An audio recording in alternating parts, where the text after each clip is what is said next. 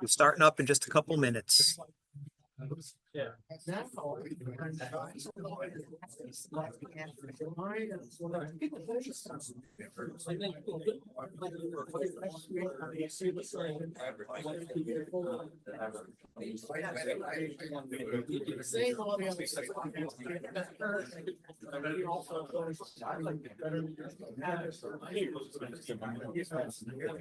We're all set up and we're live. Live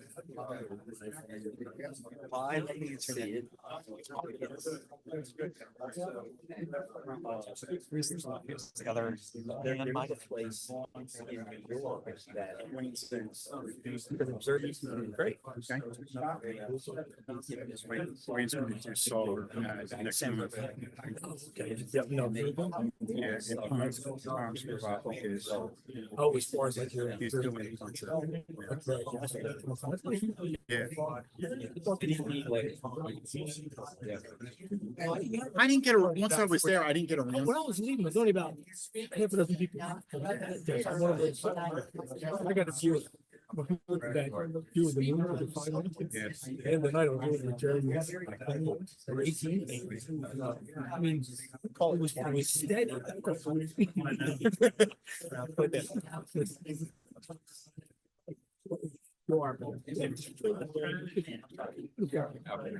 It's really unbelievable. It's beautiful. That tells goodbye.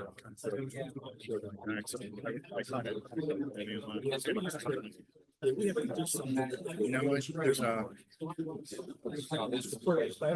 Say what we know about it. I'm thinking we should as a two assembly.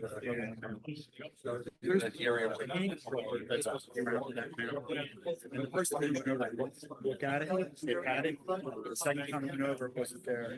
So the mountain of water there. It's just totally. I mean, So I think we all tell ourselves. And then start with the mountain. It's going to be a lot of work. It took me, it took me 2 hours to get the I thought like so I could extend it. this is like. If you like, now it's taken apart.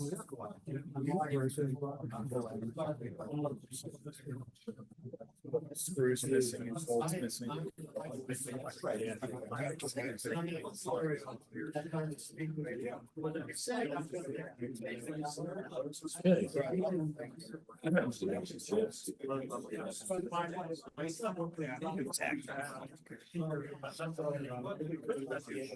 Hello, everyone, and welcome to the November meeting of the Delaware Valley Amateur Astronomers. I'm Tom Nolasco, the Vice President.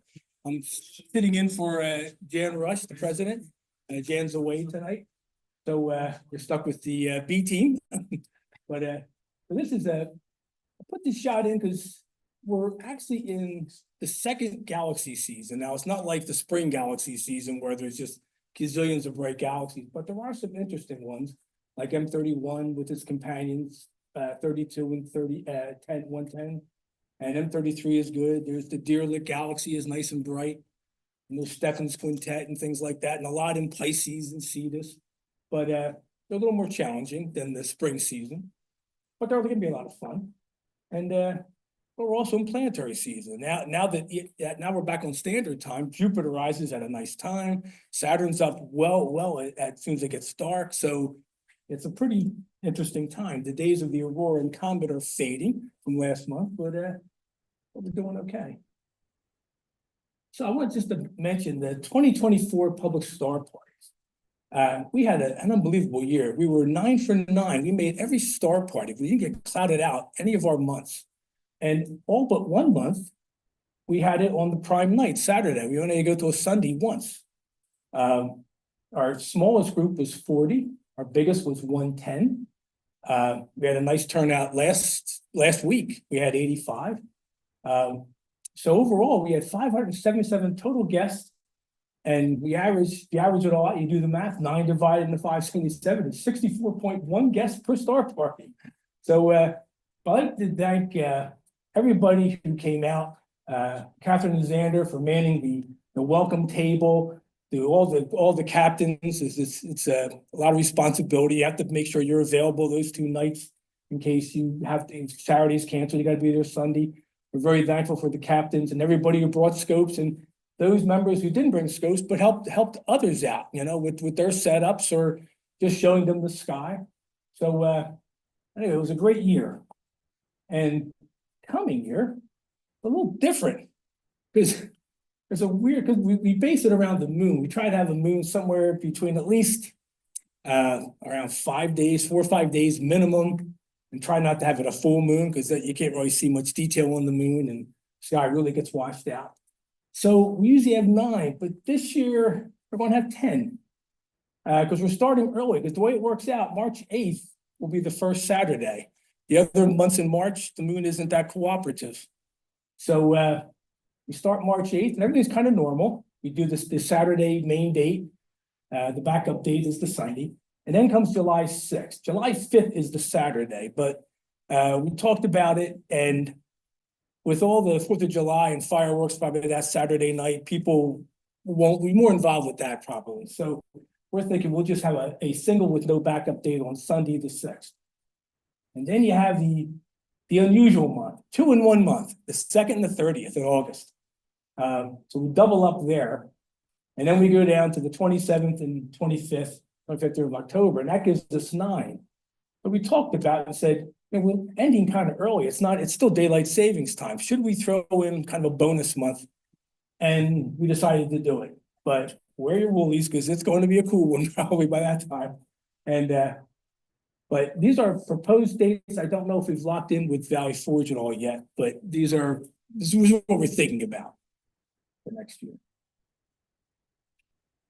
Regional star parties. This is a slide from last month, and it still holds today. I looked today at the Winter Star Party, and they're still taking registrations. Now, I think they overbook, and they do a lottery. So I think they let you keep signing up, and then at some point they'll freeze it, and the top X number who they draw get to go to the star party. It's down in the Florida Keys. It's on my bucket list, but I don't know if it's going to happen again this year. I'll probably miss it again, I think. But in April, DVAA main sequence star party. Last few years, there's been a spring and a fall DVAA main sequence star party. And this is at a lodge. This is actually the grounds of the Big Dipper Lodge. It's a very large open field. And this is about 2,000 feet from Cherry Springs State Park. So it is the same exact sky. But the advantage being, it's just us, just DVAA members. And there's some indoor, there's a lodge itself where there's a couple of bedrooms and a loft. Across the street, there's the Little Dipper Lodge, which has, I think, four bedrooms, maybe 3 and a dorm loft kind of a thing. But the advantage is there's a kitchen, there's bathrooms that get showers, and all the facilities are there. You can warm up a cup of soup at 2 in the morning and eat and go back out and observe and get coffee. It's just really nice. And this was the first one I attended, was last September, and it was great. It was a lot of fun. So I really recommend keep this on your save the date register. If you can make it, it's really a fun time. Upcoming events.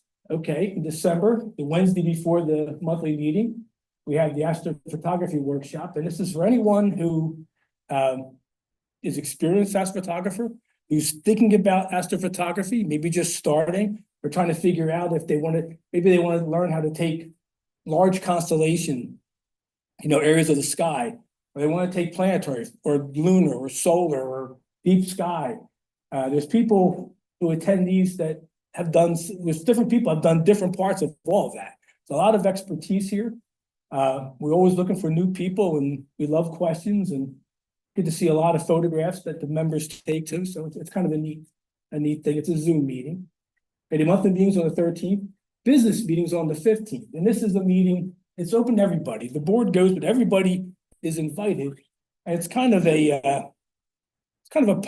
post-mortem in a way of how we did. the previous year. It goes over the financials, it goes over, you know, what worked well, what didn't work that well, you know, maybe something, we try something and that really didn't work out as well as we hoped.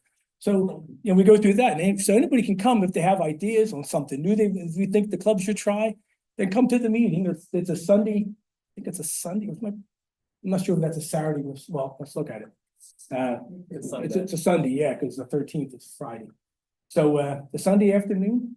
So I encourage anybody who wants to have an idea to come and join us.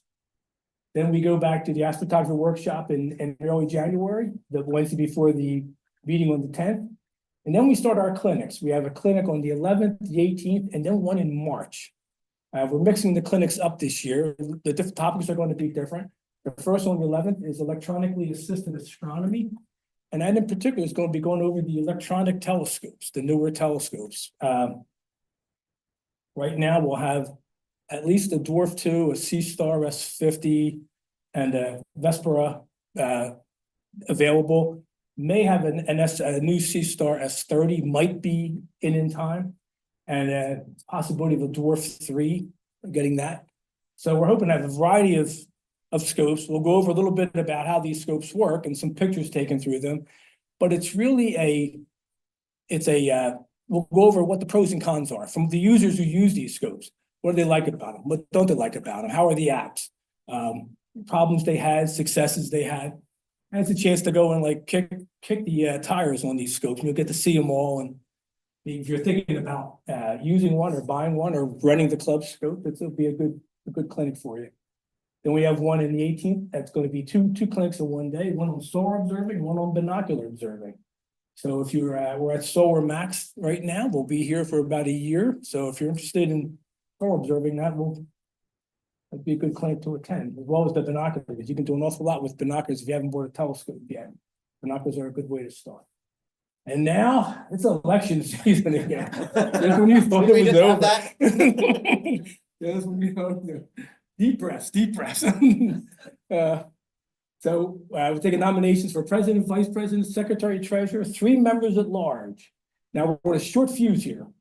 If you wish to nominate somebody, you can yourself, somebody else. Please contact the nominations chair, Joe Lamb, in just a couple of days by the 20th. So that's like mid next week. Because voting is going to take place by electronic ballot beginning on December 1st, and then we'll go through. Probably, I guess not the 14th, because it'll be announced at the business meeting who won the various positions. Okay, is John here? No, he said he wasn't gonna make it. John's not gonna make it, okay. John Limegrove, just completed. John is a very good astrophotographer, deep space astrophotographer. But he has an 8-inch Gustafsonian telescope. And he recently tracked down 70 of the 110 Messier objects. Messier objects are a list of objects, deep sky objects, galaxies, nebulas, star clusters, that this fellow, Charles Messier, put together in the mid-late 1700s. He was a comet hunter, and so he started writing these things down so he wouldn't waste time going back to them, and see if it's moved any. If he came across it, looked it up, said, oh yeah, that object isn't moving, it's not a comet, and wouldn't waste his time. Anyway, so John did get his 70 observation for the Astronomical Silver Award, but not here to get it. Okay, Brian, you want to come up with the new members?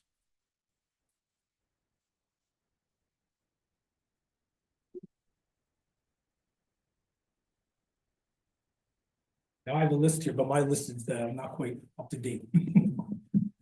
My name is Brian Lee. I'm the welcoming chair. Where are we at? Okay. We have 7 new members, actually 8, but the 8th one got in under the wire this afternoon, so I was able to get him in this list. So please welcome Anna Worth Brunlin, Brian Casey, Paul Woody, Chris Young, Stephen Morgan, Mark Smith, and Colton Poirier. Is anybody? Are any of those names here tonight?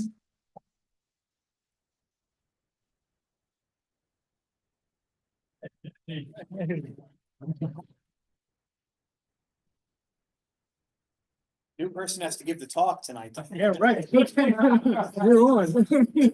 Got a mic here. Okay. I just want to mention this. It's time to start thinking about renewing your membership. Any of you who've re-upped or joined in September, October, November, you're already in for all of next year. You're already lumped in, you're covered. But if you didn't do it in the last 4 months, then at the end of the year, your membership, expires and it's time to renew. So just something to keep in mind. We're not in a panic mode here to start, trying to get your money, but our treasurer Scott will take your donations. And so just something to keep in mind. Now we have an observing talk by Joe Lamb. He's our current rental chairperson, and he's the past president of the DVAA.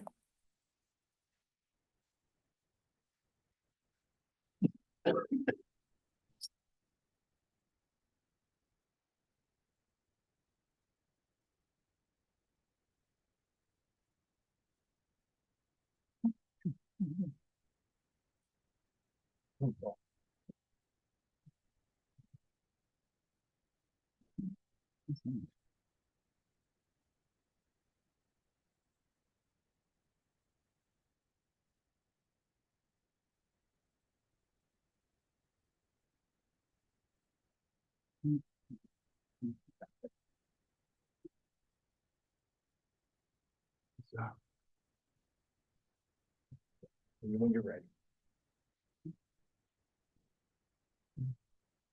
This is cool. Okay, great.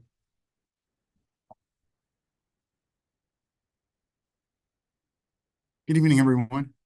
Well, I'll tell you, this was quite a year. We had an eclipse, a aurora display, and a beautiful comet to cap off the year. And I guess it's time to do a little bit of a recap of that comet. And the first thing I wanted to do tonight was talk a little bit about the comet. We all saw it. I guess most of us saw it, right? How many people did see it? I have it on you. You heard of that? Yeah. So most of the folks saw it here, and you probably have questions. How bright was it, compared to other major comets that we've had? So the first thing I wanted to do today was maybe do a little list of some of the brightest comets of the last 3 generations, and then show some nice slides. So it should be an easy night.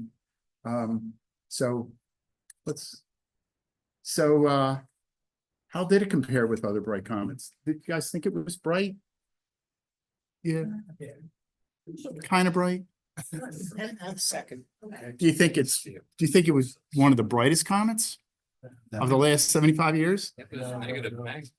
Do you guys have any ideas of the brightest comet for the last 75 years? Any thoughts? Yeah, Bob, that's a good one. Anyone else? I'm sorry? Higataki. That's a good guess, man. Anybody else? West. Let's see. The sun grazers that fell apart. The sun grazers. Yeah. Eclipse comets that were. Well, I consulted a list called Comet Watch, and there's several ways to evaluate how bright a comet is. You can talk about intrinsic brightness, you could talk about longevity, you could talk about notoriety. This Comet Watch, which is a UK site, they rate comets as to apparent magnitude. So let's take a look. It seemed like the best site for maybe evaluating one comet versus another. So these are the 12 brightest comets since 1950 and increasing apparent peak brightness. So we're going from less bright to really bright. So T-Atlas, do you think it makes the list? Yes. Yeah. Okay. Let's see. So number 9, 4-way tie. Siki lines discovered by 2 amateur astronomers from Arizona. Comet Kahutek, discovered by Lupos Kahutek. Comet Bennett. Anyone see Comet Bennett? Anyone? Did you observe Comet Bennett? Yeah, What year was Kahuta?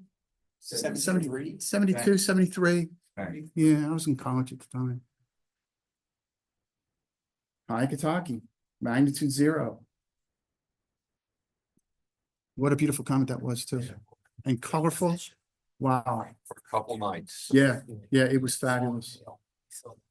Right. Number 8. Neat.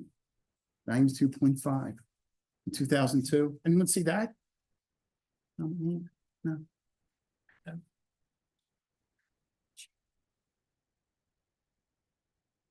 Arin Roland, 92.5 in 1956. It was a stamp put out. 2 Belgian astronomers discovered it. It's a stamp put out by Belgium. Number 6, Hale Bopp.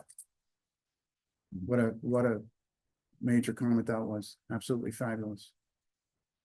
Number 5, Neowise. You have some pictures of that, right? Tom Nolasco's picture, Neowise. There's another. Beautiful comet. And the 3rd. Number 4. Comet West. And this was the first comet I really saw. I think I saw Kahutek.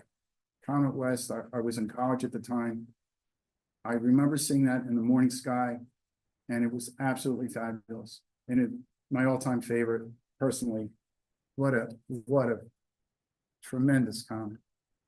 And broke apart after perihelion. Number 3. Comet T Atlas. Magnitude -4.3. Number 2. McNaught. Yeah. Graced the southern skies primarily. So we're up to number 1. Any other guesses?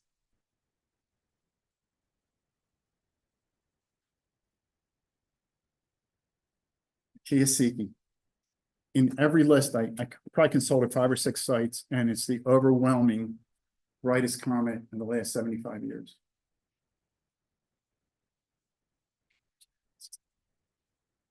Yeah, captured in the age of film too. So yeah, that was the brightest comet of the last 75 years.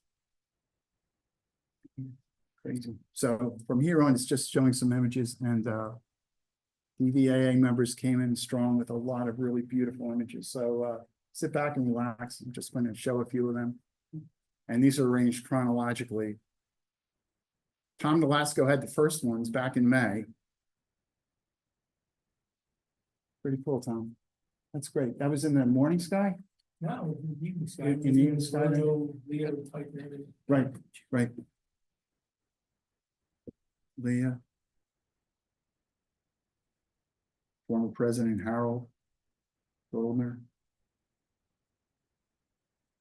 Tom's picture from William Tennant, the high school where William Tennant there was, you see the clouds are everywhere. right, right. Under a bunch of street lights, but it's just even from there though, I was surprised it was easy to see naked eye. Mm-hmm. Brian Lee.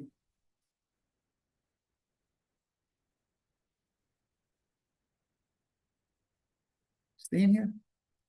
It's a great shot. Beautiful shot. Mark Ferrari. One of Gary's shots. Arcola Middle School? Yeah. Uh-huh. Our Polish intermediate school. Right. Jam Rush. From Hawaii. Very cool. Katie Holtz. Beautiful shot. If you look, the shots are same clouds. They're probably taken around the same time, I would think, in different spots. Bombadiri. Another one from Mark, taken on the 16th. Barry.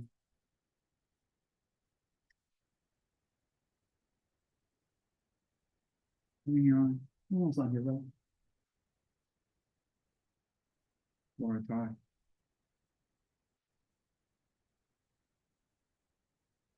Great shot of the unit, too. Another one of Garrett's.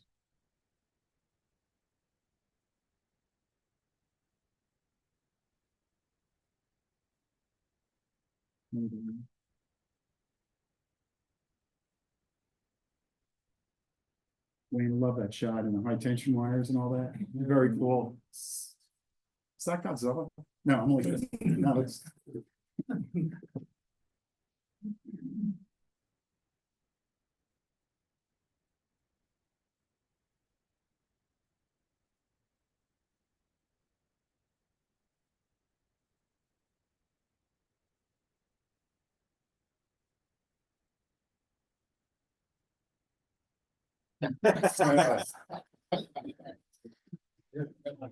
Good night.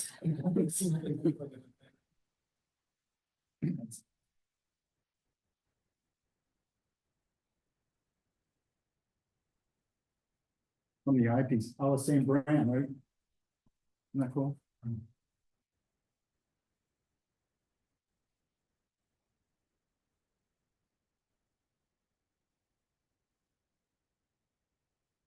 Last shot. Isn't that a beautiful shot, Dan McCauley? Taken from Assateague National Seashore. What a great collection. Thanks, Laura.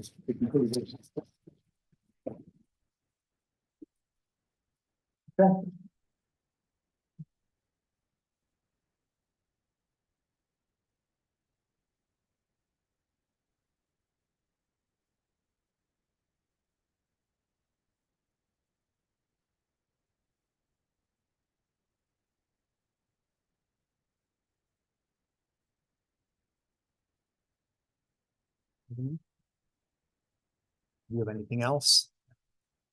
All right, so now we get to the main part of the presentation. I'm Jeremy Carlo, Programs Chair. So this is a topic I've been looking forward to for quite a while. Maybe a little bit different if you're used to the recent, state of astrophysics and black holes and cosmology. Something a little bit different. So I'm delighted to welcome my colleague, Lowell Gustafson from Villanova University. And he's done a lot of work with Brian Ampolsk. Brian's kind of been through the ringer the last couple of months, so I think he'll be providing moral support for the most part. So Lowell is actually a professor of political science. All right, you can prepare your rotten fruits. He did his undergraduate work at North Park College and then did his PhD at the University of Virginia.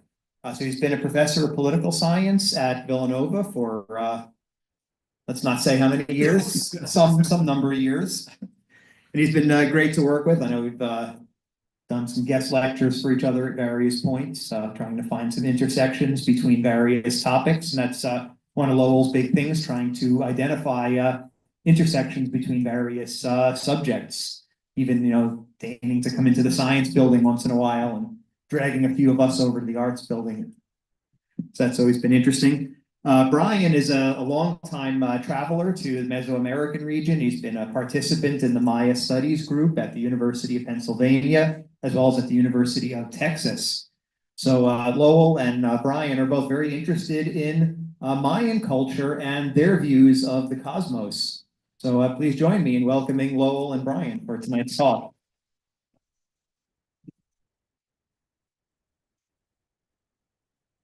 Mike.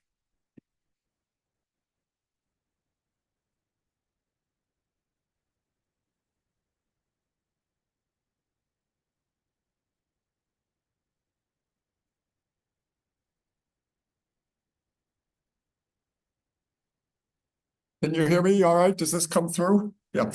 I know you're really excited to hear that I teach political science because the one thing you came to hear is some contentious talk about politics. You haven't had quite enough of that recently.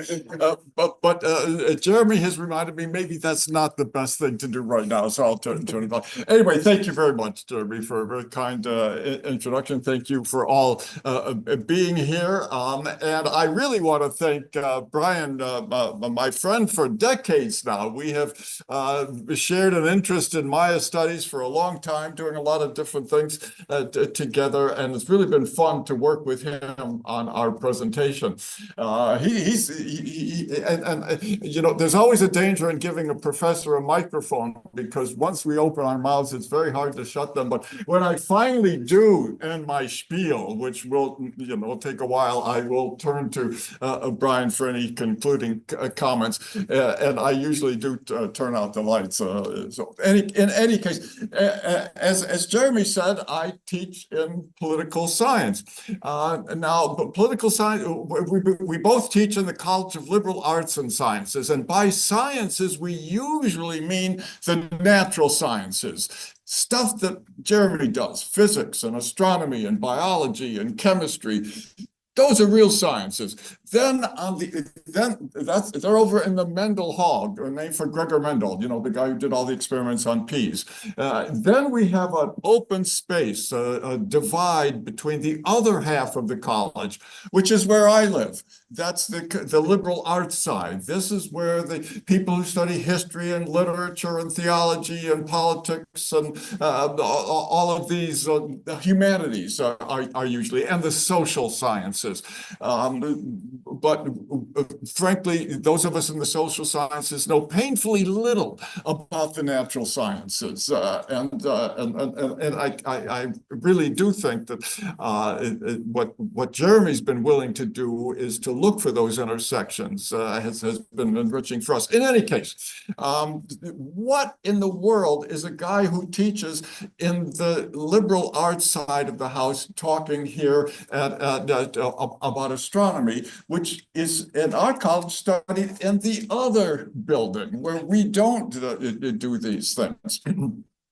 They look into telescopes. You look into telescopes or microscopes, or they carry out experiments. We don't do that stuff. We keep our nose in a book. We go to libraries. We don't look up to the skies, God forbid. We just keep our nose down in the books. So, and we're interested in written texts. So these are two different worlds that we live in. One of the topics that I've enjoyed, along with my friend Brian, is our ancient cultures. And among them, the Maya culture. I'm going to tell you why I think our interest in Maya studies has led me here tonight, why I actually care about astronomy, which is quite a revelation for me, because I never thought that I did. You know, in part, I didn't look up in the skies for good reason. I grew up in Chicago, and you know, at Chicago, when we took, and my wife and I would take the walks at night, you know, when we were there, and not dusk, but at night. And Chicago has not only light pollution, but good old-fashioned air pollution. So happily, the skies above Chicago are not that tedious, night after night, dark blue, just always dark blue. You know, in Chicago, it's orange. And it's very pretty. It's not very good for looking at stars. You don't see an awful lot of stars when you're in Chicago. It's better here. We live just a little ways from here, but we don't have orange skies around here. But we've got a lot of light pollution. I mean, I do see some stars with a naked eye. I've never seen the Milky Way. I don't know. Maybe somebody else has seen that, but I haven't seen that.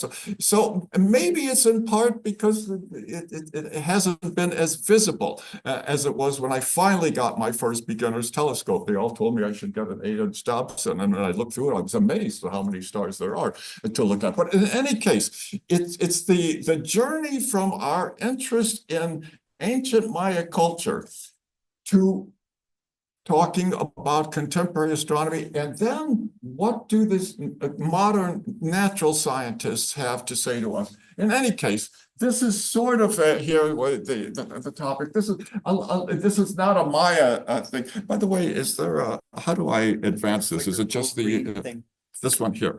Okay. This is sort of the way the Maya imagined their world. There's kind of three tiers, right? There's the skies, there's the earth, and then there's the underworld, and that's how they're imagining the world. And then something's got to hold up the sky, so they have the world tree at the center of the world. And basically, almost every city, every Maya city, considered themselves to be at the center of the world, so they all had a world tree to hold up the sky. And this is more the type of what did I do? Of work that they did. Now let me see if I can Left advance and right this. buttons. That's centered. Yep, got it. What happened here? That is, There we go. Okay, so all right, so so let's. to activate it. All right, so here's a few topics that I want to talk about. First of all, I want to talk about observations and stories. What are the stories we tell about the stuff that we observe?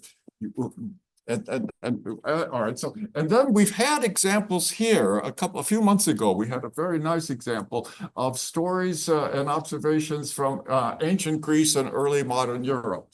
I want to talk just briefly to remind you where Mesoamerica comes from, what my original interest in Maya politics was, and how that led to an interest in Maya cosmology, and then an interest in asking about, well, so how do our scientists, who like Jeremy, then lead those of us in the humanities to think about what stories we tell currently. So that's what I want to try to get through. So and you remember Ray here just back in June, Ray Harris gave us a talk on really ancient Greek, ancient Roman, but also early modern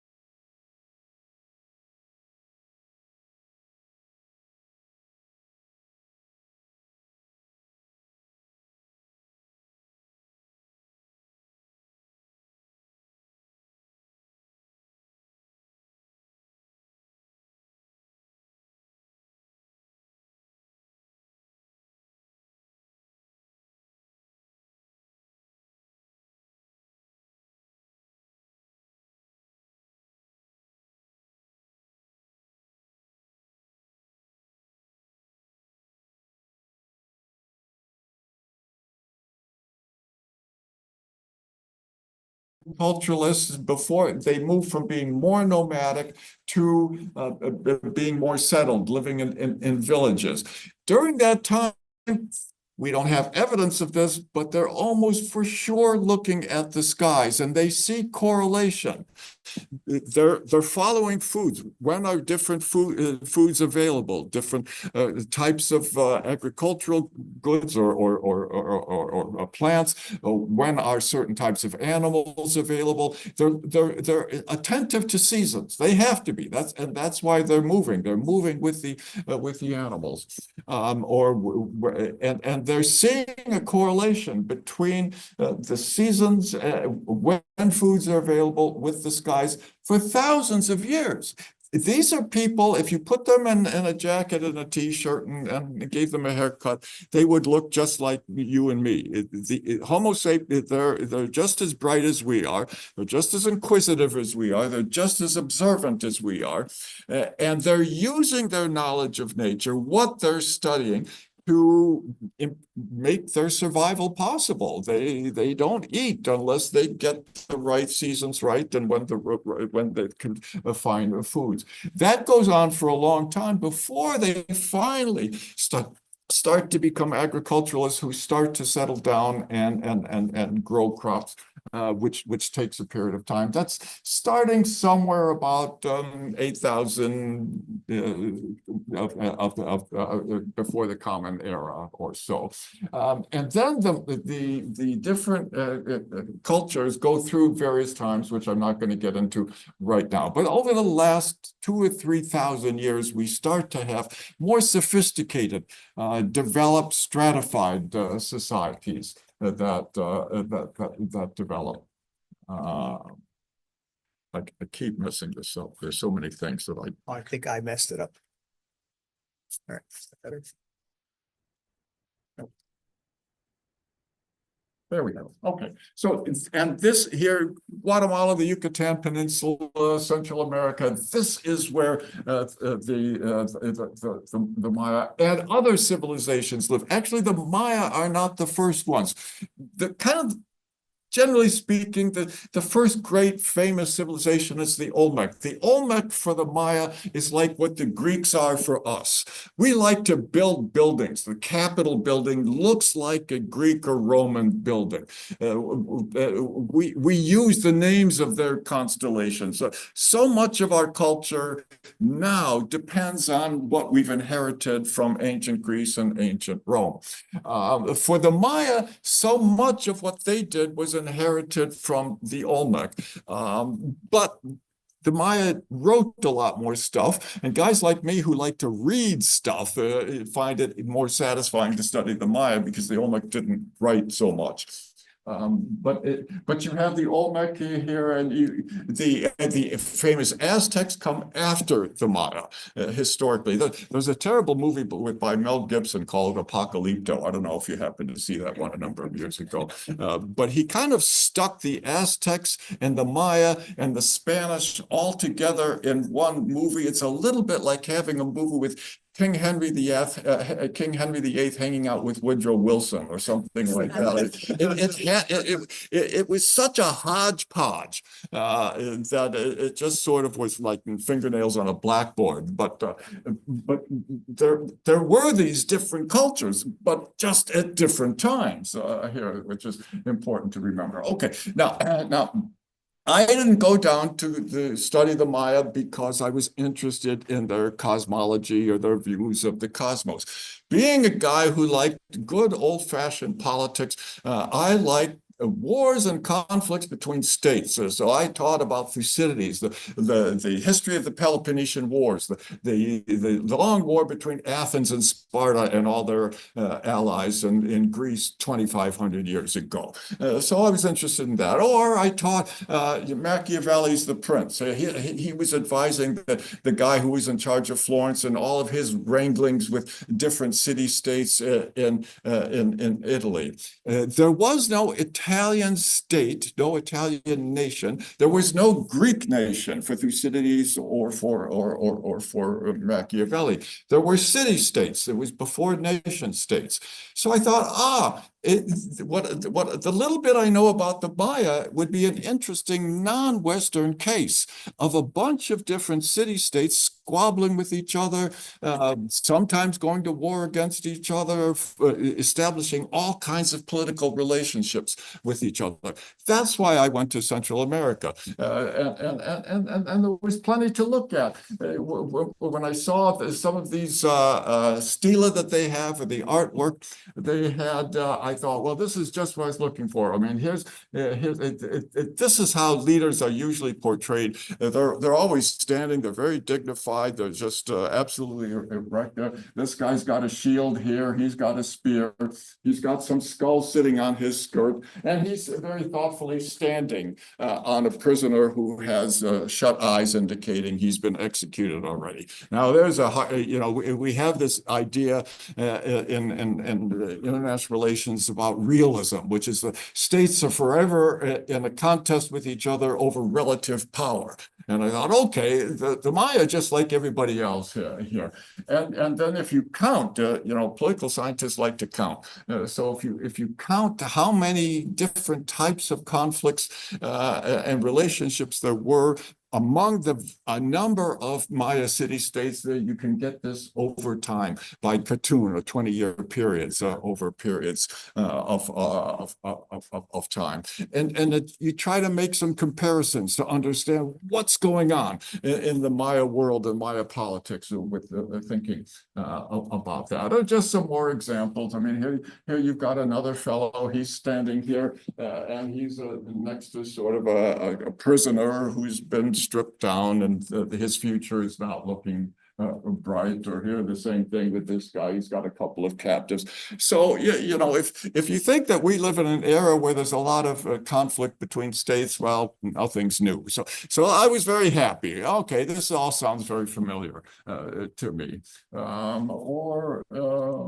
Here's another fellow in Palenque. He's been captured, and just demonstrations of this. And then trying to trace all of the different types of relationships. It's not just war and conflict and prisoners and so on, and this sort of thing. There's lots of, there's going to each other's, having leaders going to each other's states and observing their ascension to power, or paying tribute, or any number of types of relationships, because there is no Maya nation. There's no Maya state. There's lots of different city-states, a little bit like ancient Greece or early modern Italy, a little bit different from our system of nation states. They have city states.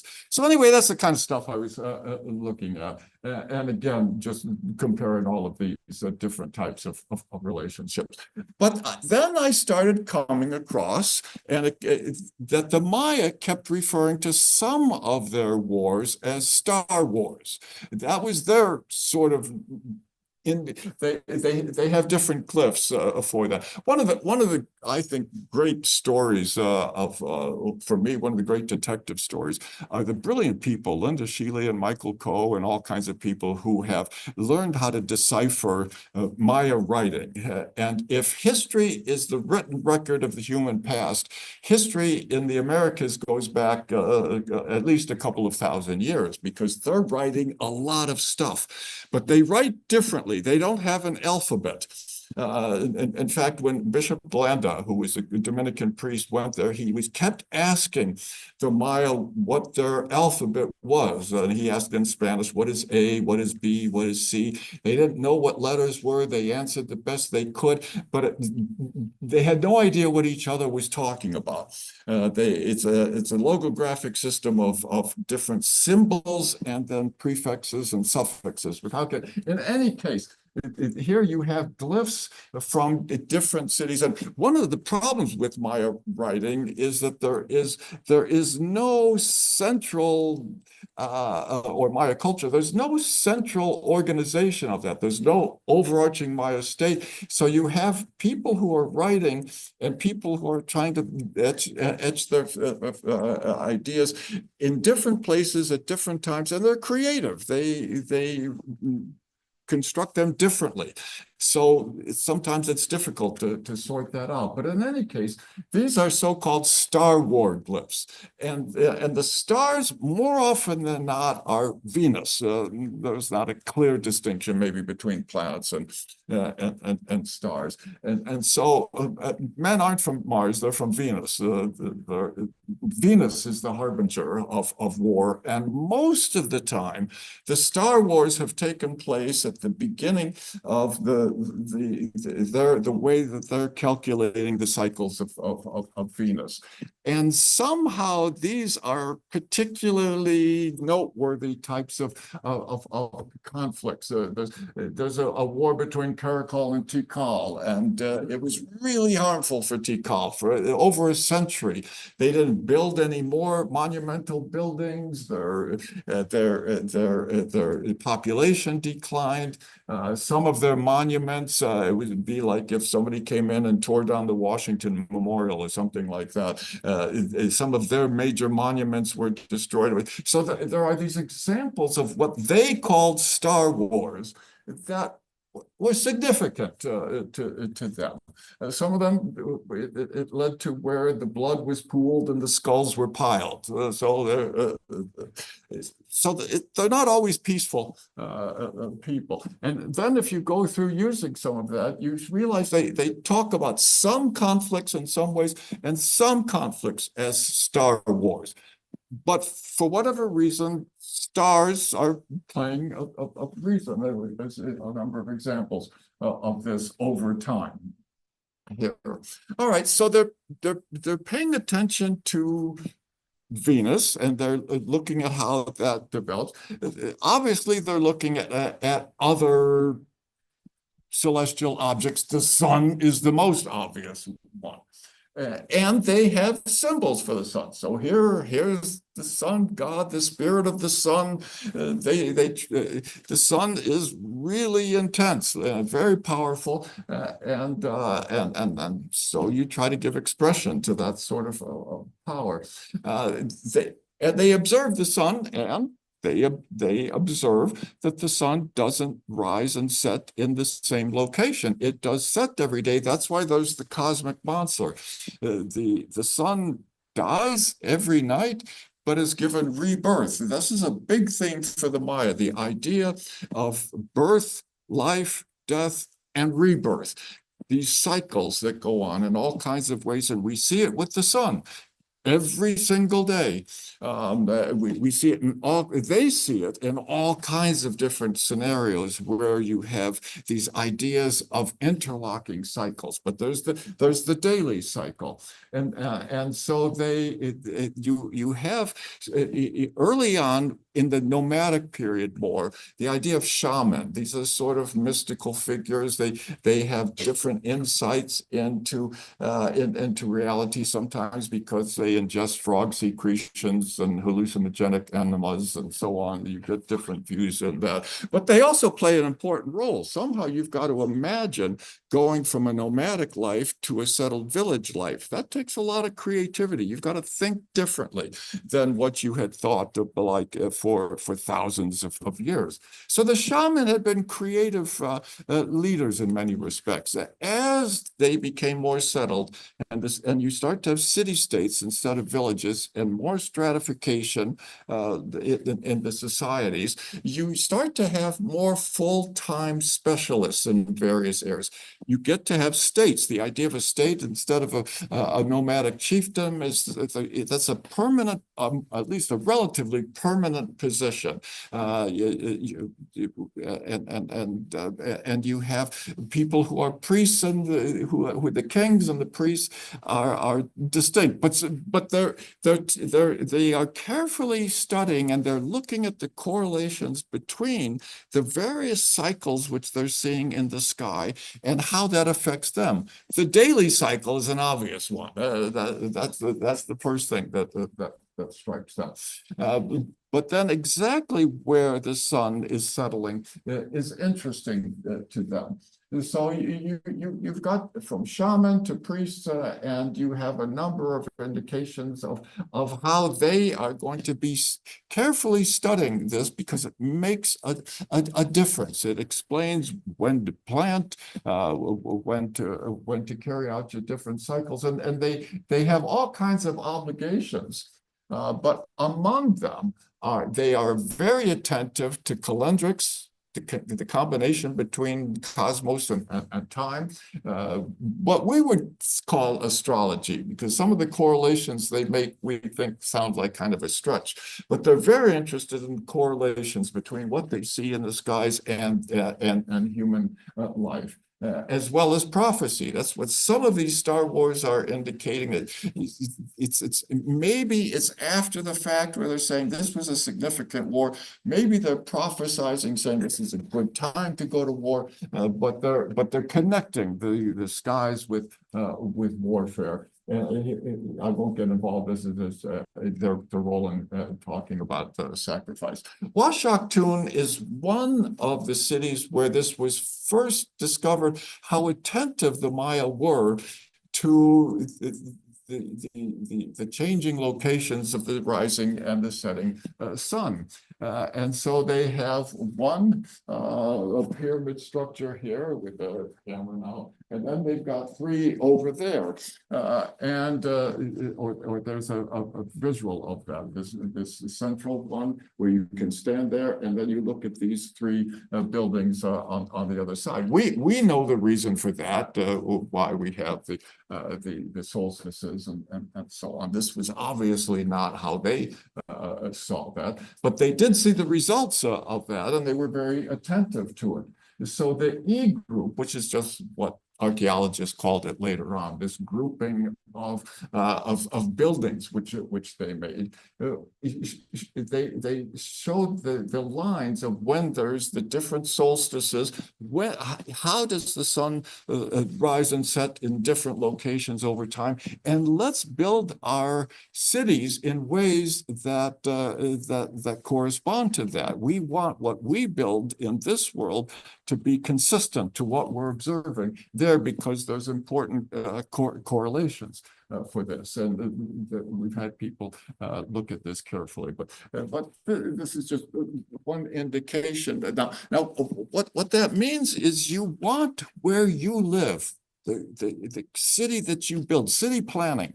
They plan out their cities to be consistent with what they're observing in the cosmos. And they think it's very important for them to live in ways. This is traditionally right. One reason for observation. The Greeks did that too. They were looking at how the stars were placed to instruct them how to live.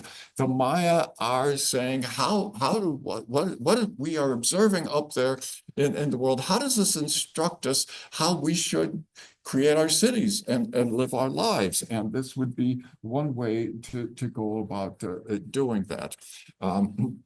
Jeremy was talking about the interest that our college has in the liberal arts and sciences, connecting these two layers. The idea of connections, I think, is very clearly made in Maya culture. They're doing natural observations, and they're saying, what does this mean for our lives? How we should live, how we should construct the ways that we build the cities that we live in. How do we put these things together? But that's what they're doing a lot of. And let me try to give a few examples of that. In addition to the sun, of course, there's the moon. They're very attentive to lunar cycles. They're counting that all the time. And of course, what they see in the moon, and once you see it, and maybe you've already noticed that, it's not just the Maya, other cultures do this as well in Asia and elsewhere. They don't see the man in the moon, they see the rabbit in the moon. And once you see the rabbit in the moon, it's hard to see the man in the moon again. Here's one of the codices, the Florentine Codex later on, in which the moon is imagined as the rabbit. I thought I had a different picture of that. Oh, yeah, you can kind of see somebody drew an outline of the rabbit here on the moon. The moon is associated with perhaps with a goddess, and she's given lots of different names depending on what city and what time period that you're in. Ischel is one of the common names for the moon goddess. Just keep in mind how she's being represented here with that netted skirt or outfit that she's got on. That will come up again a little bit later. Or here's another one of the glyphs, and there is Ischel along with a rabbit. This is the idea that we're associating animals like the Greeks did with celestial events. Here, this time, the moon is and what we have. Or here's another one. Sometimes it's easier to see it when you're drawing than the original. But we have now she's sitting in the crescent moon in the classic period, and they're observing. Now the Maya they have a mathematical system. They don't have fractions, so this would be more like our system. But we noticed that a year is on average about 365.25 days. Lunar cycle on average a little over 29 days. So what that means to the Maya is that you've entered the 13th lunar cycle in a solar year. So 13 becomes, for us, it's an unlucky number, right? For them, it's a heavenly number. This is what the moon is telling us. It hasn't completed the 13th cycle, but it's entered the 13th cycle. And they see all kinds of correlations. One possible one, first of all, they don't have a decimal system. They don't have a system of 10, right? We go from 1 to 9, and then you go to 0, and you go to the next column, and you have a 1. They go from 1 to 20, and then you go over to the next column. Why use your fingers when you could use your fingers and your toes? It just makes perfect sense. And they say, here's a correlation. You've got 13. You're in the 13th lunar cycle, and that seems to sometimes have something to do with menstruation cycles. Then, the human gestation cycle period is, a total of 280 days, but you maybe don't recognize you've missed a period for a few weeks. And by that point, there's 260 days or so left. 13 times 20 is 260. Clearly, there's a correlation for the Maya here between the cosmos and the essential tasks of reproduction. So 13 becomes a number that is used in their architecture. So there's the nunnery quadrangle at Uxmal. This is a drawing of it, of course. This is a photograph of it. But they did paint their buildings. Now they're all these dull gray because the paint's almost all gone all the time.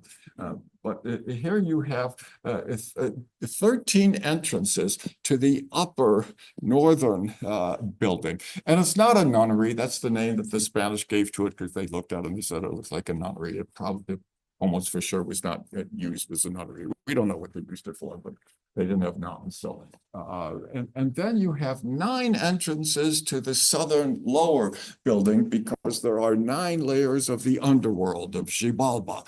And then in the center, it's destroyed, unfortunately. The world tree, the column has tipped over, but they had the world tree in the middle of this. So they're recreating the cosmos here. It's the north, south, east, west directions, the 13 entrances to the upper northern one, the 9 to the lower southern one, and then the world tree, because of course Uxmal is at the center of the world, and that's where they're holding up the sky. Here's just another vision of that northern building with 13 entrances. Yaxchilan is just another example. It's another one of the cities. They too consider themselves to be at the center of the world, but they too are very interested in connecting the upper, the middle, and the lower levels of life. And they've got a couple of lintels which indicated their interest in this. So inside one of the lintels, of course, above a doorway, as you enter the room, which is dark, the idea was that there had been a ceremony taking place within this dark room. And you have this one fellow holding a torch, lighting up the room, and then this woman here carrying out this act of self-sacrifice, and it kind of makes us cringe here because she's drawing a rope through her tongue.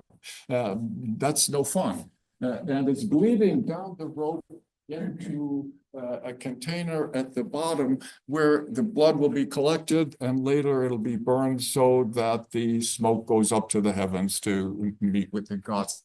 This is not a punishment to her. This is an honorary position that she's carrying out. Most likely, she has fasted for a few days before this. She's probably engaged in dancing to rhythmic music. She's maybe taken some hallucinogens, and she's causing significant pain to herself. If I did all of that, I would see some really neat stuff. And she saw some really neat stuff because the next lintel is there she is now. She's done with her self-sacrifice, and she's looking up. And what you've got here is this serpent, which is winding around, and then out of the serpent's mouth at the front, at the top, there's this fellow with a spear. He's not threatening her. This is the founder of the dynasty. This is George Washington appearing to whoever the first lady is to say your husband has the right to rule. Now, why is the snake interesting? The snake, again, in a lot of our cultural thinking is a symbol of evil, and it's not that at all for the Maya. Snakes are really interesting to them because, first of all, every year they molt, their skin dies, and they have to get themselves out of it. They die and they give themselves rebirth. That's pretty cool. Clearly, it must be a symbol of femininity because they're very curvaceous in the way that they move. But most importantly, they live in all three levels. They can crawl down into the underworld, they crawl around on the ground, and they crawl up in trees. They combine the levels of the cosmos. And that's what this guy is doing. He's coming up from Xibalba and appearing above her in the cosmos to say that I'm giving political legitimacy to your husband because of what you have done. I watched the Eagles last night. I'm a big Eagles fan. I love ball games. I take it really seriously. Mesoamericans really took ball courts seriously. For them, it's virtually at the center of their religion. This is one of the ball courts in Monte Alban, another Mesoamerican, but not a Maya city. But there are ball courts in every city. They all have them. And it's all tied to their mythology of where did everything come from? Where did humans come from? And how should I live? And so it's not just winning and losing games. This is one in Copan dedicated by Washalaklahu Ba Kawil, or 18 Rabbit. Anyway, the ball game is played here, but it's also part of their creation stories, which maybe I'll get into if I have a little bit of time. But it's a place where there's burial. The sides of there can be, and this is a birthplace. So this is a place of death and of rebirth that they play out. In Copan, another story, which I'll put aside for now. That's Altar Q, which is an interesting story. This is associated with that creation story called the Popol Vuh. It's a real abbreviated version of that. The first set of hero twins go play ball. And it's a very thin membrane on the ball court, just above G bulba. And the terrible gods down there, the god of pus and the gods of jaundice and the gods of all kinds of ugly stuff, are really irritated with the hero twins who are playing ball above them. They're making a lot of racket. And they say, you guys come down here and face us. And they give them a series of tests. The boys fail all of those tests. And the cost of that is the gods of death kill them. I mean, if you go down to the underworld, we all lose we don't pass the test. So in any case, but one of them, his head is cut off and the skull is put up in a tree. Well, just because you're dead doesn't mean that you're gone. He strikes up a conversation with the chief daughter of the god of the underworld. She likes what he says. The Maya are a little bit prudish, so the skull spits in her hand and she becomes pregnant. And she has to go back for various reasons, she flees the underworld and goes to the mother of the hero twins who have been executed and says, I am now the mother of your grandchildren. Anyway, she has a second set of hero twins. They go and play ball when they get older. The gods of the underworld call them down. They pass all the tests, and the gods still kill them. The gods of the underworld always win. That's just the way it goes. Except these guys we know are really great because they're executed, they're burned, and then the dust is drowned in the river. So they're killed a few times over, but they resurrect themselves. And the short story is they figure out that they're really smart. They beat the gods of the underworld, and the first thing they do then is to go to the skeletons of their fathers, the hero twins who were killed, and they resurrect them. And they do that. So you've got a turtle shell with that break. And the turtle shell is the earth. So that's the ball court. And he's been down in the land of the dead. That's where the skulls are. Underneath the turtle shell, that's where the primordial waters are.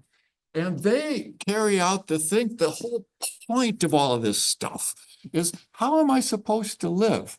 How am I supposed to do what the gods want me to do? And they want me to take care of not just the earth, but they want me to participate in the ritual of helping this process from death to rebirth. And the way that farmers have done this for century after century is to take those rock hard little seeds, which the Maya are sure are dead. They're like little stones. You've seen a corn kernel after the end of the winter.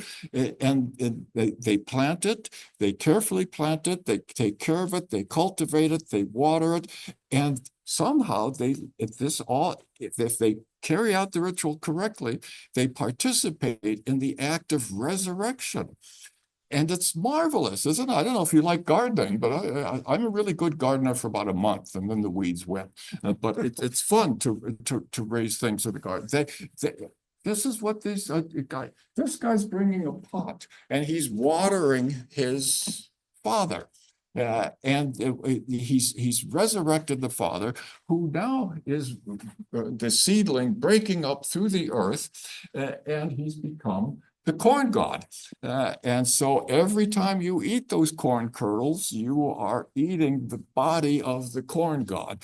And it's a religious ritual that you're seeing. I want to run through it because I don't know how much time Jeremy's going to give me. But there's lots of great sites, but Palenque is one. It's got fabulous panels, all kinds of wonderful, very elegant stories, which I'm not going to get into. But the Temple of the Cross. This is one which is interesting here. This is one of the leaders of Palenque. But I want you just to notice the world tree here. It's rooted down there in the skull, just like that other guy was.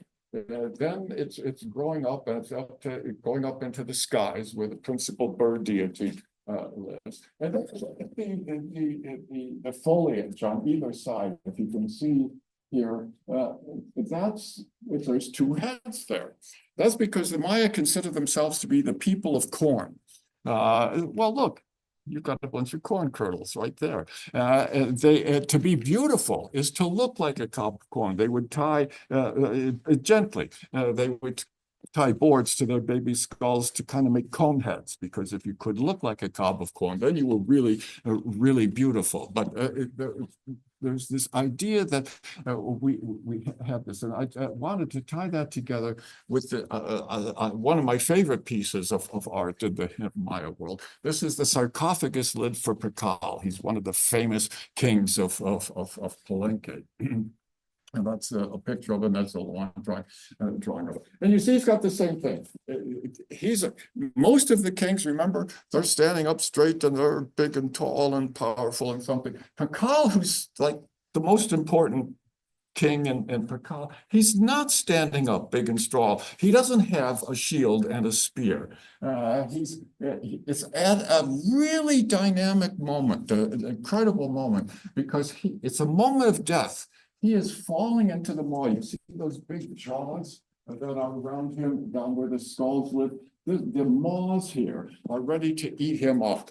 It's the moment of death, and of course that's what happens, right? We get buried and earth eats us, and we look like bones after a little while. So it's at that moment, and he's falling into it. But he's got that netted skirt.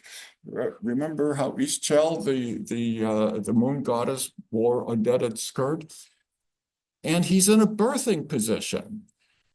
He's not in that erect position. So he's wearing a female outfit in a birthing position at the moment of his death.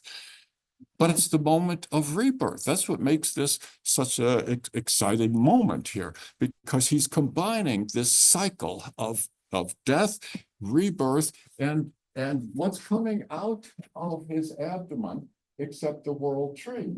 And then the principal bird deity up in the skies. And then you've got the symbols for the stars on either side.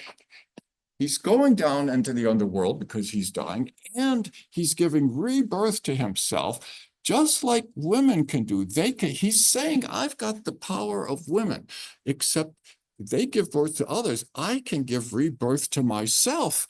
You know, I'm pretty powerful and special if I can do that. And more to the point, my son is telling you that he's the one who's done all of this. He's saying, this is the lineage I come from. If this is what my father can do, this is why I should be king. Your father can't do this. Mine can, and that's why I ought to be king. This is political propaganda in my term, but it's linking this tying together of death and life and rebirth and the levels of the underworld with the skies is what they're trying to say. The Maya are very interested in many cycles of time, which they understand by what they're looking for in the cosmos. And they talk about Keen, that's the day, and of course that's the sun. Every day you have the sun. They have Winals, which can be a month of 20 days or Keens. You have a tune of 18 winals, which is more or less a year. You have a katun, which is a 20-year period, and you have a baktun, which is a 20 katun period of time. Some places, but not all places, go well beyond that, and they have a much larger periods of time. Here at Quirigua, that's this stela here in Quirigua, they have the time of 13 baktun, 13 0 katun, 0 tun, 0 winal, 0 keen. In other words, that's a date, and for 13 is that sacred number for them. So they're saying it's the last creation took place on that date, which is 130000. And then they count all of the days from then until whenever they are now in the ninth Baptune or whatever you have. And the creation date is on Forahau a Kunku. But in any case, that's the so-called long count. It's just the count of days. I mean, how many days has it been in the Christian calendar since Jesus was born? Or if you're in the Jewish calendar, how many days? What are we in 5785 now? I think. Yeah. So how many days has it been since the creation of the world in the Jewish calendar? But in any case, the Maya are telling us how many. They can tell you how many days it's been since the most recent creation. That they've inherited. The Olmec wrote down a date of 7/16/6/1618, which is the equivalent of September 1st, 32 BCE. So the Maya are inheriting this sense of counting the days from their ancient Greeks and Romans. One of the cities, Koba, really pushes it back because their idea was the most recent creation starts 13,000, but that's not the first one. In fact, you have a recurring I think the astrophysicists, they tell us that there's a Big Bang 14 billion years or so ago, and then there will be heat death or a big chill, and maybe it's one and done. We have one universe and then it's over and then that's it. Or maybe we have cycles, trillion-year cycles. Or maybe we have a popcorn multiverse with lots of universes going out. The Maya had all kinds of similar arguments about how many creations are there over time, and we're in just the most recent one. The most recent to 13th Baktun was in 2012. So some of the New Agers were really worried that this was going to be the end of time. Happily, it wasn't. But in any case, that's one calendar. That's the long count. Then they have the second calendar. There they have 20 named days with 13 numbers. Again, 13. You want to use a magic number. And if you put those together, then you have a 260-day calendar. So they have the Tzolk'in, or this second calendar, which they use. They have a third calendar, the Hab calendar. This time they have 18 months. Or renals with 20 numbers for each one. That gives us 360 days. Then they have that scary month, the YAB of 5 days. We have this, right? The old man on December 31st becomes the baby on, except that in 1999, remember, we were all sort of worried what was going to happen. Computers going to break down. We were going to have all kinds of mayhem with that time change. So we've had a little bit of this, but they were really worried. Now, they've got good reason to worry about a period of growth, but then a possible period of death. They live with hurricanes and earthquakes and droughts and all, famines, and death comes for the Maya. So you've got reason to worry about, will time renew? And is the cosmos, are you carrying out the obligations to the cosmos, to the gods, so that you can give rebirth to the next period of time? And if you don't carry out your functions, the gods are going to punish you. And that's what they do. Then you've got a fourth calendar. How many times one day in that second calendar will meet the same a particular day in that third calendar? That happens once every 18,980 days, or once every 52 years. Why do they have so many calendars? What's the point? Well, they're looking up in the sky and they're telling us, well, there's the lunar cycle and there's the solar cycle and there's Venus cycles, and they've got lots of other cycles that they're counting as well. And they keep track of all of this in various codices. They had a lot of books or codices. And Bishop DeLanda, who's actually a really good anthropologist, he wrote a lot of good stuff. He was one in the colonial era. But he did that for the purpose of converting the Maya. And then he realized that they hadn't converted completely. They were sort of syncretic. They were putting their old religion together with the new religion. He got really mad and he burned most of their books. It's one of those great historic tragedies. 4 have survived. And all of the others went up in smoke, and he was a little perplexed that they seemed so anxious about all of this being burned. But in any case, we have the Venus Day. So that's another. So there's all of these things they notice in the sky, all of these different cycles going on, all of which are accepting them. Then you got the Lords of the Night, which I won't go into, another way of counting time. Okay. They're looking at the skies and they're seeing what the correlations are with their world. And they're looking at what we call these different constellations, and they see other things. They see the maize tree and the turtle and the three stones of the hearth and peccaries and so on. And they are associating that sometimes with success in war. The king is going to bring fluorescence to the community if he wins in war. And of course, it's not just them. Why are we so successful? We beat the British in the War of Independence, and we beat the Germans in World War II and World War I, and we beat the Soviets in the Cold War, and that's why we're such a great nation. So we brag about winning wars too, but they certainly do. And this is a mural in Bonaparte about a battle that's going on there, and it's a beautiful set of paintings here. This is sort of the chaos of war, and then the next one is. Your attraction starts off looking at this kind of horrific scene, frankly. This is after the battle when the prisoners are being tortured and killed. Here you've got Mr. Fancy Dancy King. He's standing erect with his spear in the center, and then he's got his guys helping him. Then you've got the prisoners on the staircase. They're getting their fingernails pulled out. This poor fellow's been decapitated already. This fellow's begging for mercy. This fellow's already been killed. So that's what attracts your attention in all of this. And this is the king of Bonaparte bragging. I've won the battle, and my son now has the right to inherit my rulership after I'm gone. That's what the point of all of this stuff is. But you tend to then forget the cartouches up on top.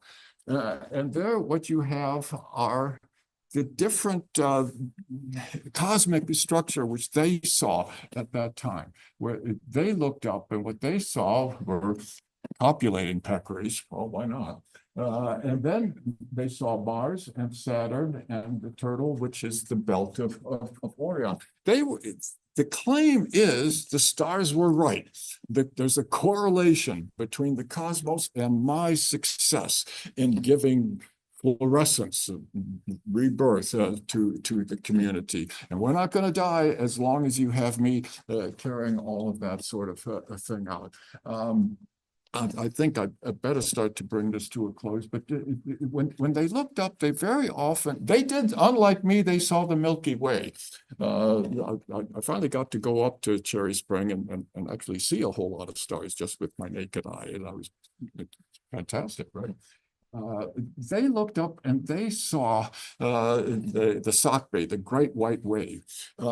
Here's we have to pass this around. They etched this on stone here, which is the nice thing that Brian has reminded me of. And of course, the Milky Way moves around. They were observing exactly how the Milky Way moved at different times. And when it moved under the ecliptic, they were wondering if there was perhaps, were they drowning? They were worried in that YM about maybe in that 5-day period, time would come to an end. They worried about, they experienced droughts and earthquakes and hurricanes and famine. They had experienced periods of death. And in a way, it took place, didn't it? The Maya classic civilization came to an end. It came to an end first in the southern highlands, and then it came to an end in the Yucatan. By 1200, it was gone. It had died. The Maya didn't die, but they abandoned their great, wonderful cities. They stopped building all of these wonderful edifices that they had. They stopped writing all of their codices. they gave up or something happened. They're still there. There's a lot of Maya still there, but classic Maya civilization died. Then it got worse. I won't go through all of their history. In the 1980s, about 200,000 Maya were killed in the Civil War for wearing traditional Maya clothing or for reading the Popol Vuh. That was if you were caught reading the creation story, that was sedition and the Guatemalan. It was a vicious time. So then it wasn't just classic civilization that died. You had a lot of Maya die. In recent years, maybe their stories about death and rebirth have come to reality again because of some brilliant people who have translated the classic epigraphy, the writing. We're able to say pretty well what they were writing about. We can tell the stories that they've told, and now it's not an offense to read the Popol Vuh. And in fact, the 31 dialects of Maya are still spoken. It's a vibrant language. They have had a rebirth. So the stories aren't just about ancient stuff, which has no meaning for more contemporary visions. It's a story which the Maya tell themselves, and they are self-confidently saying, we're back. And we're doing pretty darn well after all of this. Maybe we're not building temples like we have in the past, but we are building a very vibrant civilization. That's enough of a story. I've really tested your patience. So anyway, thank you for your attention. I appreciate your time. I have to ask Brian to, I know he's had his own issues, but I got to ask you for some comments, Brian. Well, I can begin it. So one of the things that I wanted to comment about is the E group. And again, the E designation was strictly an archaeological designation, as Lowell mentioned, but it turns out that that was the first group of that sort that was discovered in the Maya area.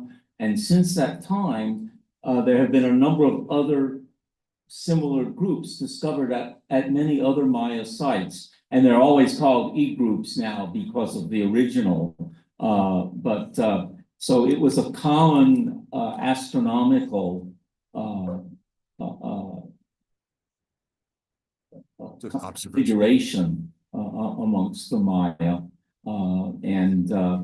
So that was just, one thing. Another thing that I wanted to comment on, I remember on a trip to Washington many years ago, and Lowell, you probably remember, Lady Donya.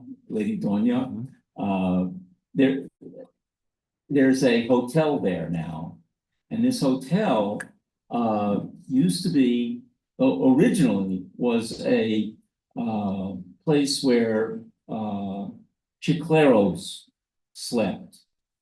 People who got the chicle from the trees. And now they have a village nearby. So it became, instead of a chiclero resting place, a hotel. It's all just concrete block with a concrete fence around it. But it's very actually warm and welcoming. Outside, Doña Maria cooks on a three-stone hearth, which is typical of the Maya cooking technology. And there's also, the three-stone hearth, which is, in the sky, which is one of the constellations.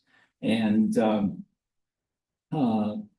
but outside the fence, we were sitting one night, and the Milky Way was above, and it was like brilliant, and clear.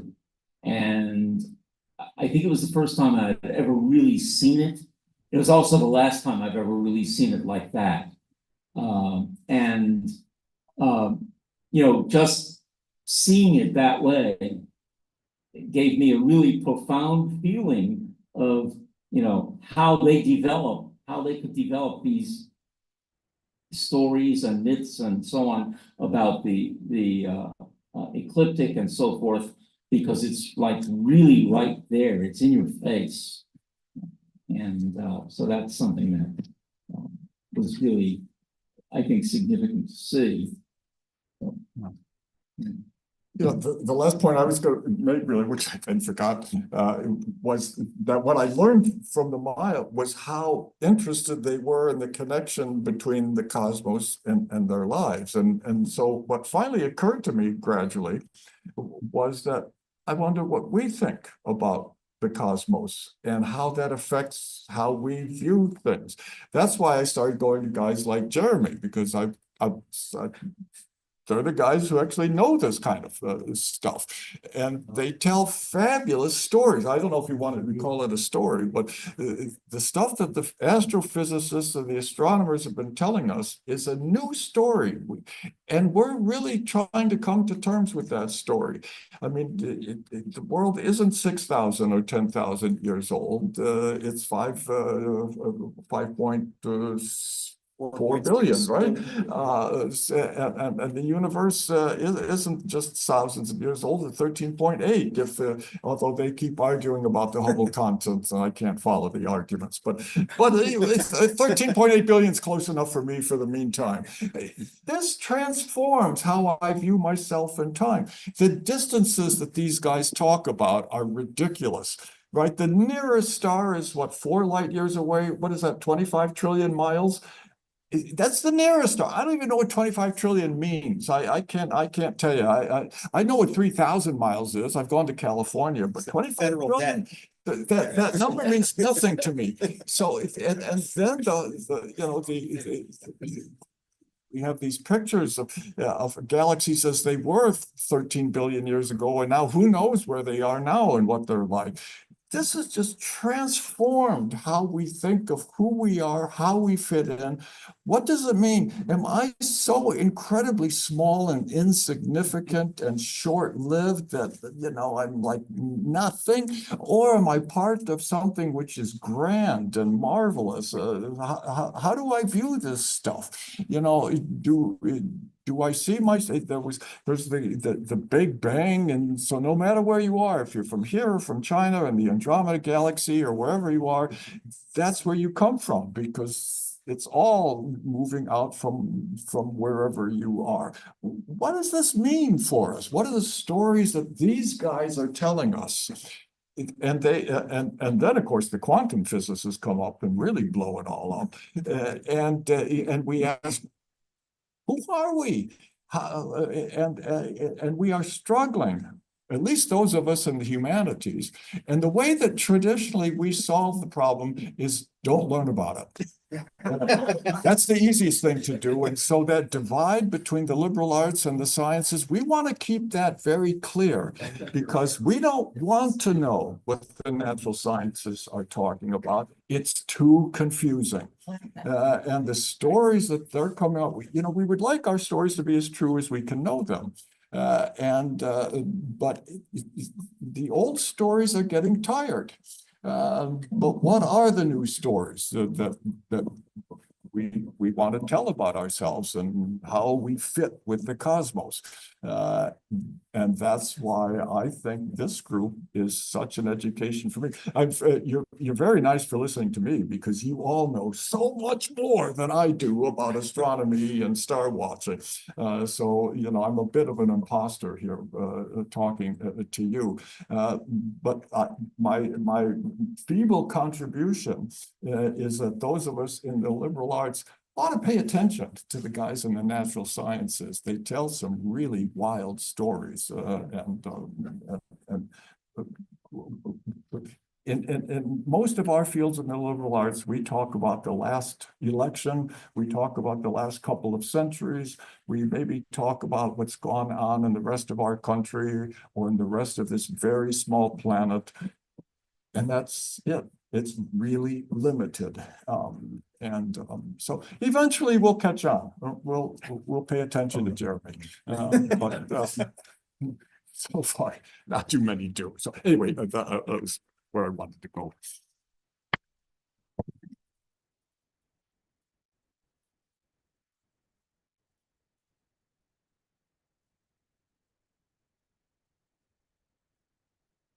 Any questions? Anybody have? I can talk loudly enough. Can you hear me? Okay. Please don't talk yourself down, sir. What you bring to the table is a lot of what we need to hear. How to get along on the horizontal scheme of things. I have great respect for someone who will travel to another place and be able to look up into the heavens and enjoy what we see in the ecliptic. I'm a real neophyte when it comes to, I can't compare myself to a dude like this, but except to say we each bring to the table our own particular abilities and talents. Please celebrate them. Help us to enjoy. I tend toward the humanities. I lovingly refer to my hubby of many years as Mr. Science. He brings to explanations things that I will ordinarily would never understand. And if he explains it in a way I don't understand, I go to somebody who can help bridge the gap. Anyway, I do have some questions. What is MAW? M-A-W. I saw that up. I see. That's just in the lawsuit. I think that was the one about the jaws. Okay, I get it. Few more questions, if I may? It's like a big receptacle. Yeah, receptacle. It's like a big receptacle. Yes. Okay, Yeah. thank you. Where it showed the god, it looked like he was smoking something or something way in the beginning. In the very beginning, it looked like something was coming out of his mouth. Any idea what the meaning of that was? Yeah, cigars. This is one of the gods who. One of the gods. They have so many gods. It's really confusing. But one of them smokes. And in fact, there's a contemporary god. When we got to go to San Cristobal in Mexico, you could go see Mashimon. That's kind of a religious pilgrimage. And he's this fellow, not a monk dressed up. And you either give him a cigarette or you give him a little bit of whiskey.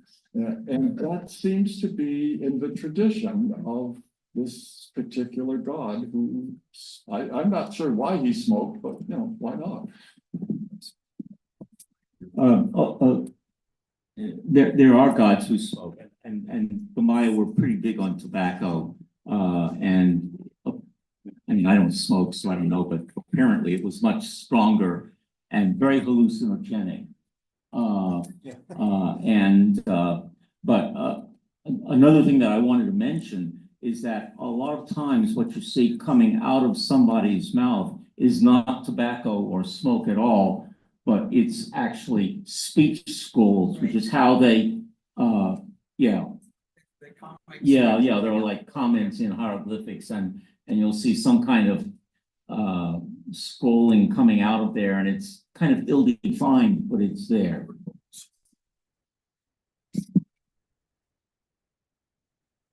Anybody else? I have more. You have more? What a shock. You were talking about shaman, king, priest. Were they generally considered all the same? If you were a king, were you generally a shaman? Were you a priest? Or is that dependent upon how you can convince someone that you should be king? Here, Brian can correct me too. I associate shaman with a little bit earlier stages, more in nomadic hunting gathering period when you have family groups or kinship groups of 150 people or so. And somebody's recognized as having particular insights. I mean, you know, I teach at Villanova. There are priests who have insights that I don't understand. So we all know people. They seem to have some special, or they do take hallucinogens. But I think people with imagination also play a really important political role, because just imagine how the incredible transition from kinship groups to multi-kinship villages with larger populations. I know why I should be loyal to my mother and grandmother. That is not hard for me to understand. But why should I be loyal to my village when I'm living with people that I'm really hardly biologically related to, or it's so distant?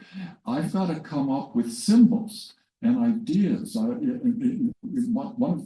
One of the things that was fun to watch was the incredible skill of women with backwoods. And every village has a style of weaving, repealing, that identifies. Everybody else knows what village they're in because they're wearing that particular style. And that's an incredibly creative accomplishment, to say that, this symbol that I can wear. I don't have to tell you that I come from Philadelphia. I have a Philadelphia t-shirt on or something like that. And so I don't have to announce it. I don't have to talk about it, but everybody knows. And I can tell you that because I'm loyal to my village. That takes great imagination. From my point of view, we're trying to figure that out now. How in the world, who's going to be the shaman now who imagines what I have in common with somebody from China and Russia and Iran and people that I have nothing in common with? So anyway, I think the shaman actually played a great role in the transition from tribes to multi-tribe villages, and then even cities. But my sense was, and again, you can correct me if I'm fine, the priests, if they're there with all of these observations, all of these cycles that they're looking at, and the cosmos and how that influences them, and they're looking for when the solstice is going to be, and then the periods of time are 360-day periods, so that doesn't correspond to the solar calendar. They're always having to make adjustments. So it takes full-time people to figure these things out, so that the political leader then can tell you when to plant, when to go to war, when to do important things. And so you need specialists who do that. To have specialists means you start to need city-states, not just villages. And the kings are, they sort of overlap with the priests, it seems to me. We like to have a division of church and state, but Mayan never considered a division of religion and politics. Those things just go together without a question.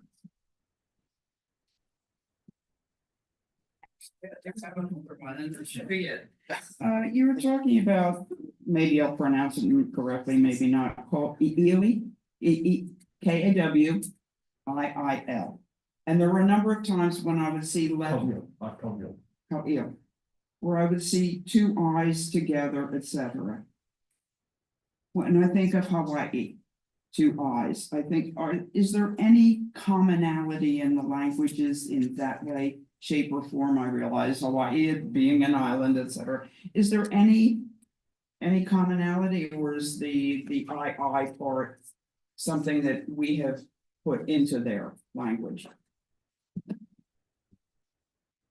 We struggle all the time with how to write in English words, the sounds that they have.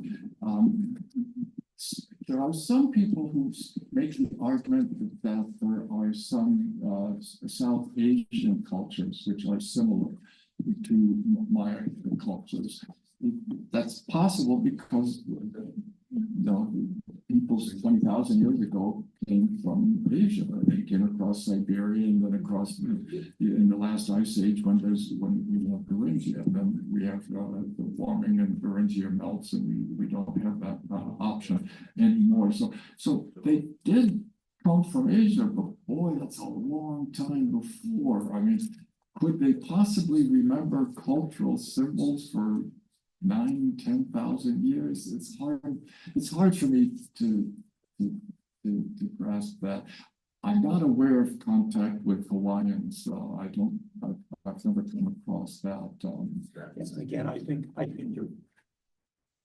think your first point, which is that this is how we interpret their writings, is actually on point.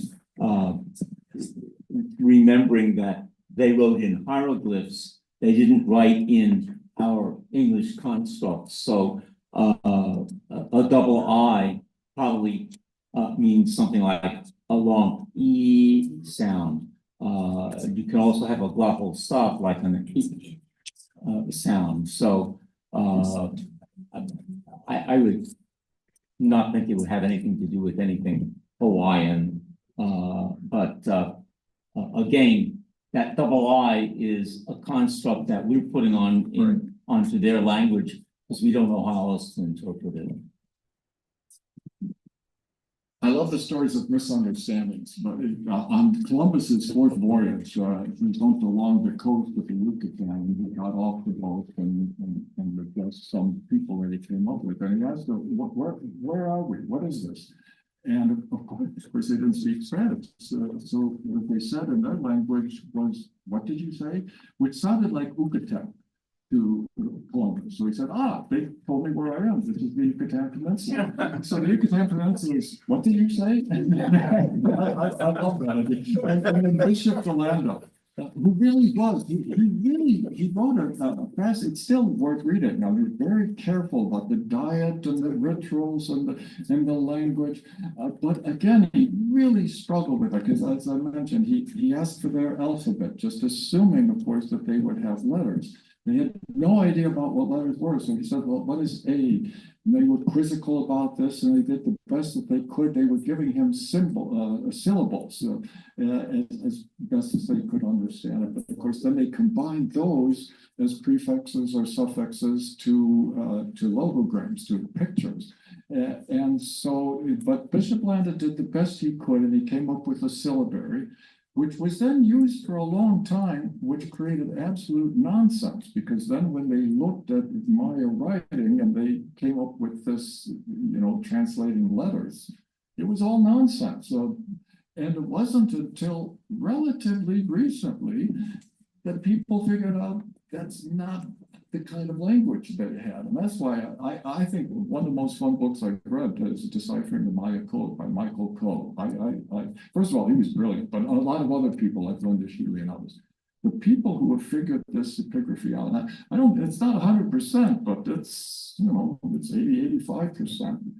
We can be fairly confident we know what they were talking about, which has transformed everything.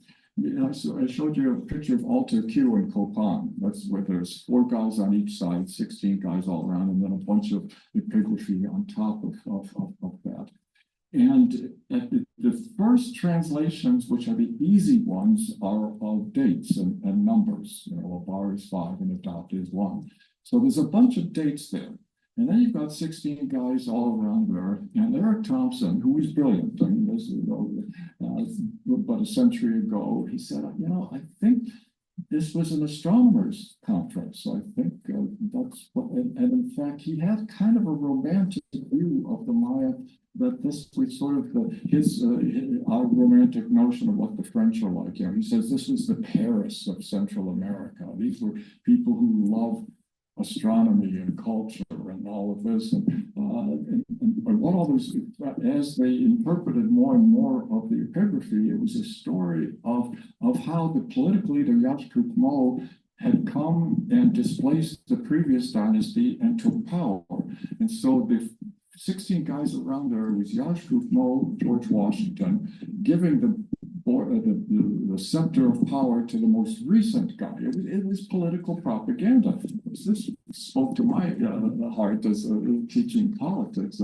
There's just lots of political propaganda there, but expressed in cosmological terms and historical terms. But trying to figure out the writing has been a 5-century process, and it's really gratifying. These people are so much smarter than I would have never figured out how to translate that writing, but there are some really smart people around. And Maya writing, by the way, is, I know you said earlier that it's logographic, and that's partially correct, but it's actually also syllabic, and the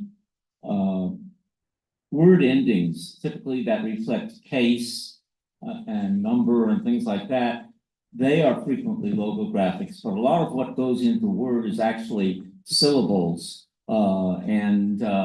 so now, in the last 40 years, we have actually a very well organized syllabary of Maya writing. So we're able to parcel a lot of that out, so that's really aided in the interpretation of Maya writing, inscriptions and so on.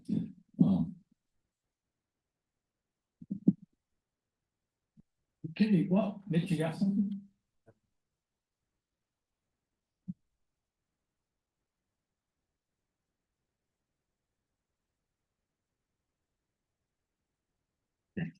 It's not a question from me, but from a friend of mine who was streaming and watching.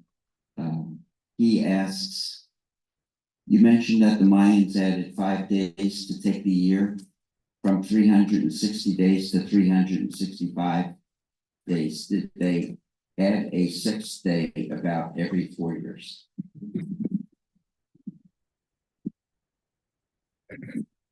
And they didn't have fractions, so they couldn't do with that. But this was the role of the priest, because they were aware that the 365-day calendar didn't work over time. So they had to make adjustments. But no, they weren't going to change the number of days in the hub, because that would mean that something is not 360 plus 5. And that was literally written in stone. They're pyramids, of course, unlike the Egyptian pyramids, which are smooth on each side. Each one of them have 90 steps. So 4 times 90, I think, is 360, right? And then there's 5 more steps at the top. So they have a step for each day. And you can't just change that every so often. And this was all political ritual too. This is why I love this stuff, teaching politics. Now tourists love to walk up and down these things, but there it was restricted to the political elites. And the steps are usually kind of tall. So you get yourself all dressed up in fancy things, and you take big steps, and you go up there slowly, and then you get to the top and you carry out rituals, and all of the regular people are down on the bottom watching this, very impressed with the political leadership, and they are going through the calendar, and the whole point of that, I think, is that they are saying, I'm carrying out the ritual which will lead to the florescence of the city. Very often I've won a battle, I've done something heroic, my father was a big shot. And so this is why our city is doing so well, so you can accept my legitimate rulership. That's my interpretation. So you can't change that. You just have to realize, and that's where the role of the priests are, that if you're going to make suggestions as to when to do planting or harvesting, you have to make adjustments over time. I don't know if that's... Well, they did that in Europe. They did that in Europe too, sometime around. You may remember the year that they did the big. I don't remember how many days adjustment, because nobody was. I don't know what was it? Nobody was doing a leap year or something, and. I should know, but I don't. Okay, but and 1 year they added. No, 1 year they went from one date to a date 30 days later or something. I don't remember what the number was, but anyway, I think it was in the 16th century. Anyway, whatever.